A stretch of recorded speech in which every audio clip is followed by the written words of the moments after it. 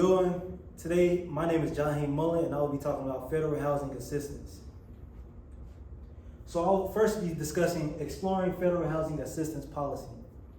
In the U.S., social welfare programs that try to give low-income families and homes access to affordable housing must include federal housing assistance policies. It addresses problems like homelessness, affordable housing, and community development. Through a number of programs ran by the government agencies such as Department of Housing and Urban Development, HUD abbreviated, since the 1930s, a number of government efforts have been put in place to provide solutions for cheap housing. One law aimed to address homelessness is the Homeless Emergency Assistance and Rapid Transitions to Housing, HERTH, Act in 2009. The desire was for homelessness and unstable housing to continue to be major problems. As it was a major problem, it was a need to fix these problems. Studying the evolution of federal housing policies across time, identify patterns in homelessness and unstable housing, and assessing the success for public programs. Using frameworks such as the theory of change and logic model, I will try to provide theoretical explanations on how to improve housing problems and homelessness.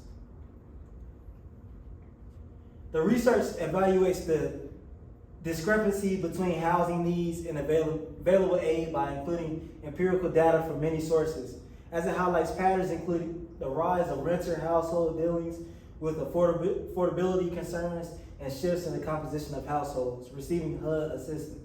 The findings show issues with federal housing policies, such as growing disparity between housing demands and available funding, beneficiary demographic changes and dependency of subsidies such as low-income housing tax credits. Long studies, comparative evaluations of policy responses, and investigations of novel strategies for affordable housing are among the most recommended for this research. I will dive into the historical development of federal housing assistance. From the 1930s to 1960s, with initiatives like United States Housing Authority, USHA, and the Public Works Administrations of New Deal, the federal government first became involved with housing assistance. The construction of affordable homes for low-income households was the main goal of these programs.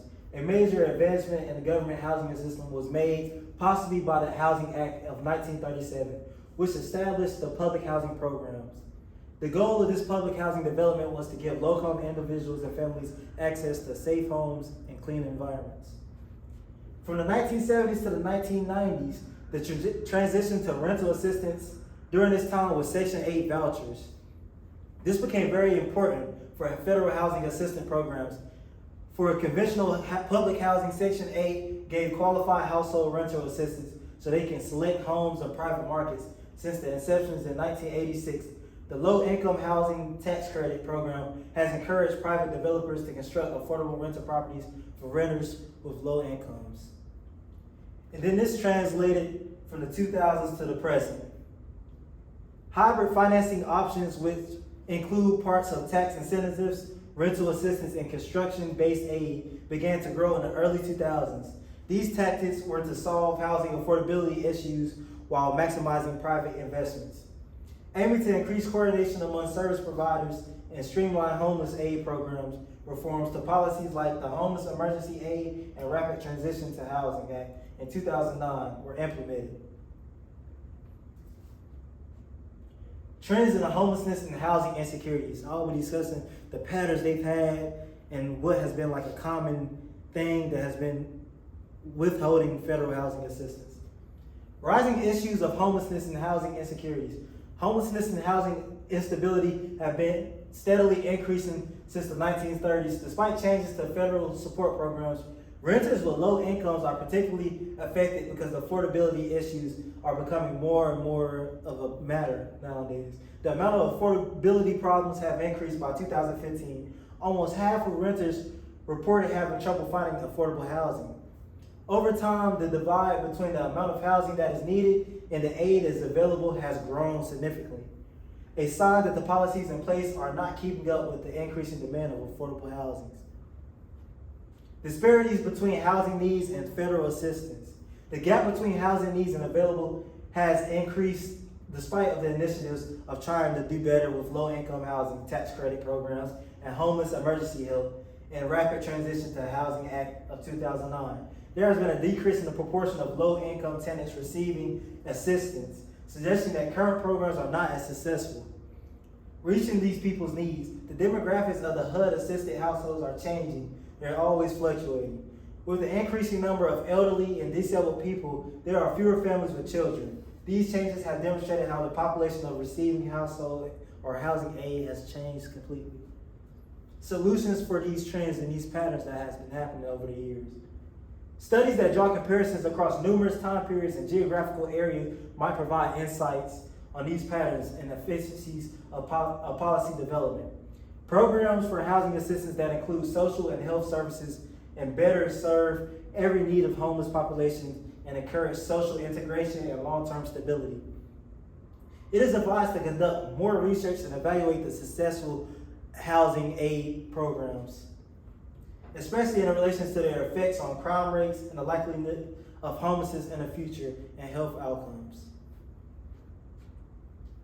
The theoretical framework that I used was a theory of change.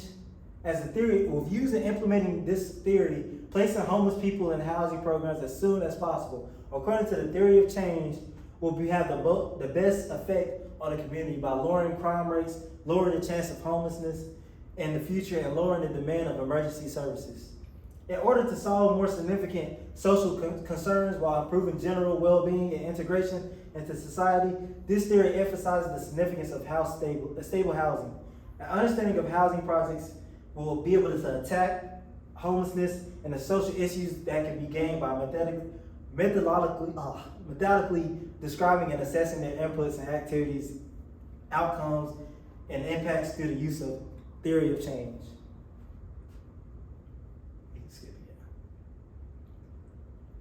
Go back. The causal relationship between housing policies and homelessness related consequences are further explained by the logic model. That is the second theory that I've used. It outlines the means by which housing programs must be funded, the procedures by which people are placed in housing units and receive support services. The result of this is the number of people sheltered, the outcomes such as decreased rates of homelessness and crime, modifications in the circumstances and behavior of certain participants, and effects on larger changes of society, such as financial savings from fewer emergency room visits to improve community well-being. Researchers can say systematically assessing if housing projects are effective in producing desired results, it impacts the logic model, and this impacts how the future of homelessness is. In the field of federal housing aid, a thorough understanding of these pathways and impacts is very important for planning and having a program be perfect and better from the past. Policymakers can identify these areas and distribute resources more wisely and create focused interventions to meet the changes and the needs that these families are needing to make their housing more stable. The method that is used.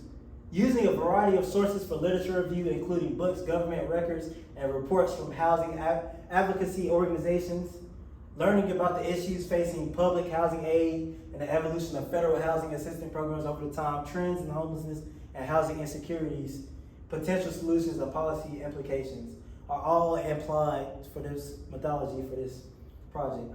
Empirical data collection to obtain quantitative data on homelessness statistics, housing trends, and housing assistance programs. Access data set from reputable sources such as the Census Bureau or the HUD. The use of qualitative research methods like surveys and interviews to gain more insight and gain the people's awareness on it. Applications of the logic model and the theory of change. While utilizing the theory of change framework to comprehend the causal relationship between the results of homelessness and the federal housing policies, this all determines the significant actions, inputs, outputs, and outcomes and impacts. Explaining the inputs, process, results, and the effects of housing placement interventions using the logic model. This model helps aid the assessing of how well housing programs are with handling homelessness. Conclusion. The study shows how in order to effectively address homelessness, and housing instability going ahead in the future that places a high priority on social inclusion, long-term stability, and cross-collaborations is required. Even though federal policy has made headway in addressing housing requirements, there are still a lot of obstacles to overcome, a lot of more improvements. These theoretical frameworks, such as empirical data and creative approaches, can be used for policymakers to help improve housing aid gaps and guarantee that everyone has access to secure and affordable housing.